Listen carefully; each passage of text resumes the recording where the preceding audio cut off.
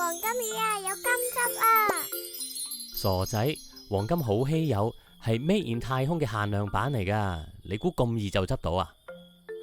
吓，咪好似星星咁咯。係啊，科學家認為黃金本身係外太空物質嚟噶。不過40億年前一場巨型流星雨撞擊地球嘅隕石，就將黃金帶咗過嚟。咁多隕石撞落嚟，咪遍地黃金咯。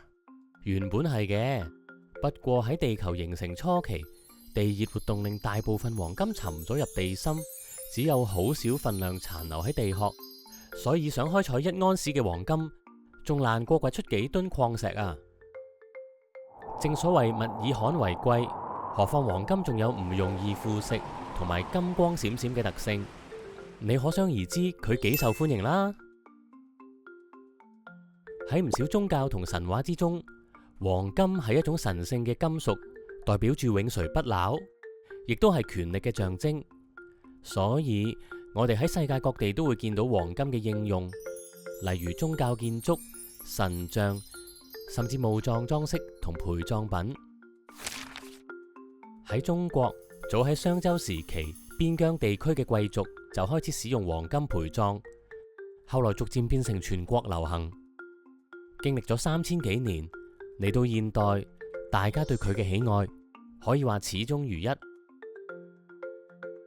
除咗代表永垂不朽，黃金仲係重要嘅交易貨幣。無論係西方定係中國，都有出現過黃金貨幣。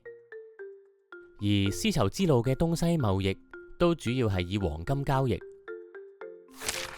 到咗現代，黃金更加係最保值嘅投資，係金融體系嘅重要一員。我尋日運動會攞咗金牌啊，係咪都可以投資保值㗎？好叻仔喎！不過你呢塊係 golden， 唔係 gold， 即係金色。不過唔係黃金做㗎，但係都代表咗榮譽同埋地位。100年前嘅奧運金牌就真係真金嚟啦。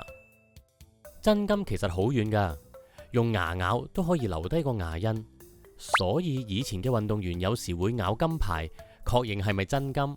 久而久之，咬獎牌就變成金牌得主嘅習慣。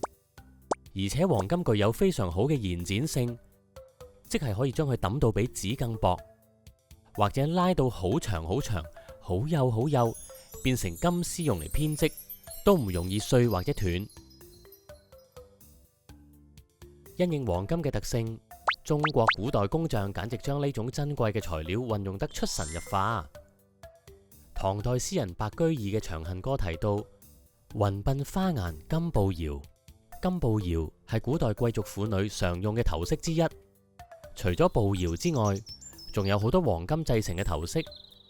你睇下呢啲唐代嘅金釵，用好幼細嘅金絲捲成葡萄紋，再焊接上好多細細粒嘅金珠，真係好佩服中國古代工匠嘅眼力啊！真係好靚啊！但發釵我用唔着喎，有冇啲啱我用㗎？古人嘅皮帶扣啱唔啱用啊？呢種紋物叫做帶鈎，可以用嚟連接腰帶嘅兩邊，就好似我哋現代嘅皮帶扣咁。上面嘅花紋唔係畫上去㗎，而係用一種叫做錯金銀嘅特別工藝。錯金銀係指喺器物嘅表面將金銀絲沿住設計圖案嘅凹槽鑲嵌上去嘅技術。鑲嵌係咪好似整煎釀三寶咁，將啲鯪魚肉釀入去個窿窿度咁啊？原理差唔多啦，不過如果想鑲嵌得夠靚，有好多細節都要注意㗎。就好似為咗令金絲冇咁易脫落，金匠雕琢凹槽時反而唔使太平滑，方便鑲金絲嗰陣可以卡得實啲。